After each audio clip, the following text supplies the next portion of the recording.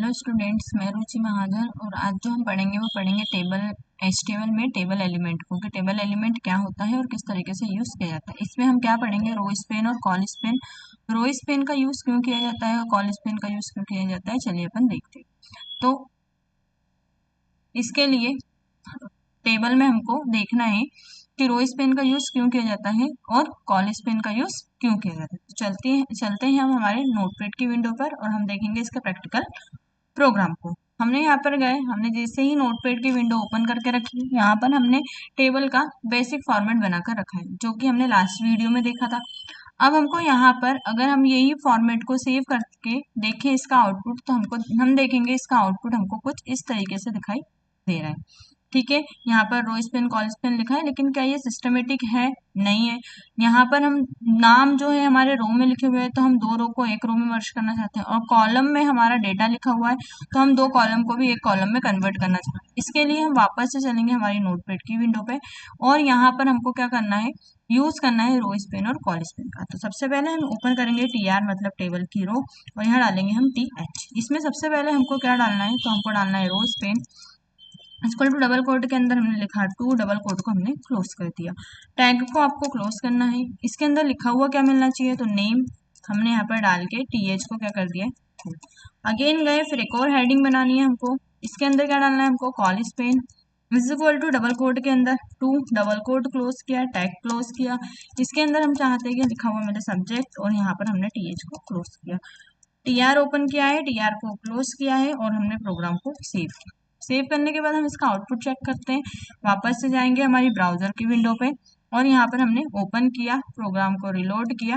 देखिए आपका name proper हो गया, सब्जेक्ट भी लिखा हुआ आ गया। अब यहाँ पर देखेंगे कि ये जो है यहाँ पर इसकी क्या आ रही है, बॉर्डर आ रही है जो डबल डबल दिखाई दे रही है। इसको सही करना है हमको, तो हम क्या करेंगे, वापस से हमारे प्रोग्राम पर जाएंगे और इसके कुछ और फॉर्मेटिंग करके देखेंगे। हम यहाँ पे गए, अगर आप उसके बॉर्डर को हटाना चाहते हैं तो आपको यहाँ जाना है, स्टाइल एट्रीब्यूट का यूज करना है, इक्वल टू डबल कोड के अंदर यहाँ पर लिखना है आपको बॉर्डर डैश, यहाँ पे लिखना है कॉलेप्स, ठीक है, कॉलन कॉलेप्स।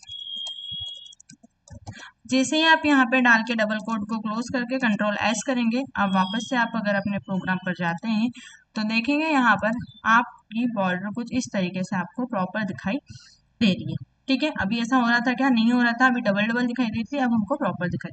अब हम क्या चाहते हैं, इसका कलर चेंज करना, बैकग्राउंड चेंज करना, तो हम स्टाइल एट्रीब्यूट की हेल्प से ये भी कर सकते हैं। वापस से जाएंगे हम हमारी नोटपैड की विंडो पे और हम अगर चाहते हैं कि हमारे टेबल की बॉर्डर का कलर चेंज हो जाए, तो हम देंगे यहाँ पे बॉर्डर इज इक्वल टू जितना भी देना चाहते हो आप, यहाँ पे लिखा मैंने कॉलन 2 पिक्सल सॉलिड, आपको कैसा देना है, तो मैंने यहाँ पे दे दिया रेड।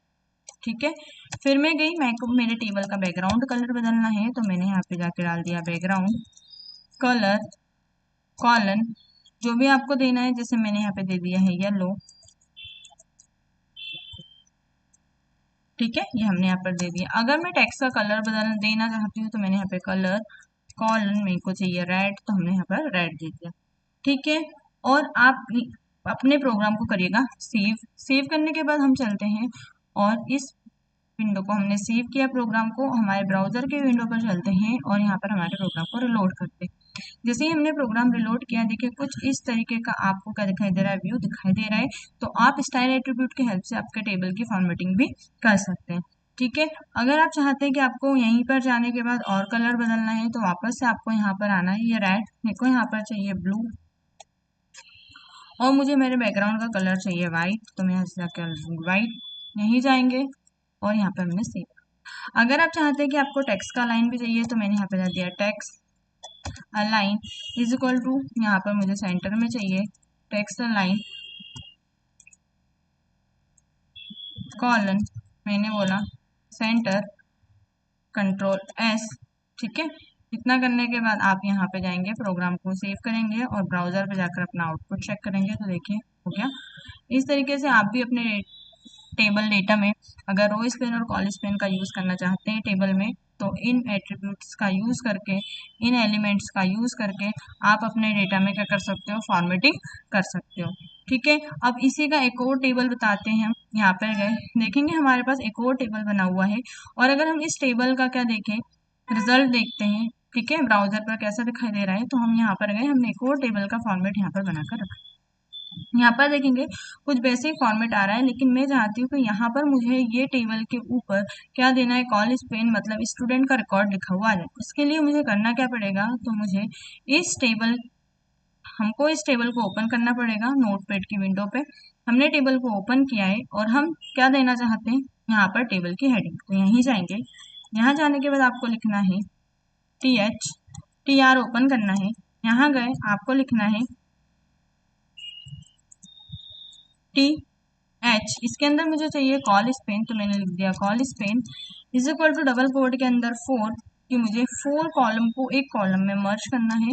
लिखा हुआ मिलना चाहिए स्टूडेंट्स रिकॉर्ड, तो मैंने यहाँ पे डाल दिया स्टूडेंट रिकॉर्ड। यहीं जाने के बाद मुझे करना है टेबल टैग हेडिंग को क्लोज और यहाँ पर करना है Ctrl+S। ठीक है, इतना करने के बाद आपको क्या करना है, प्रोग्राम को सेव करना है। और प्रोग्राम को सेव करने के बाद अपन चलते हैं हमारे ब्राउजर की विंडो पे। हम गए और यहाँ पर हमने इस प्रोग्राम को कर दिया है रिलोड। देखो लिखा हुआ आ गया स्टूडेंट्स रिकॉर्ड। अगर आप इसके ये टेबल के बैकग्राउंड का भी कलर बदलना चाहते हैं या इसी टेबल की फॉर्मेटिंग करना चाहते हैं, तो मैंने अभी लास्ट टाइम हमने इस प्रोग्राम को देखा, इस तरीके से आप इसकी भी फॉर्मेटिंग कर सकते। ठीक है, तो आप रो स्पेन और कॉल स्पेन का यूज़ करके देखिएगा। और अगर आप लोगों को मेरी वीडियो अच्छी लगती है तो प्लीज़ इस वीडियो को लाइक शेयर जरूर करिएगा। Thank you.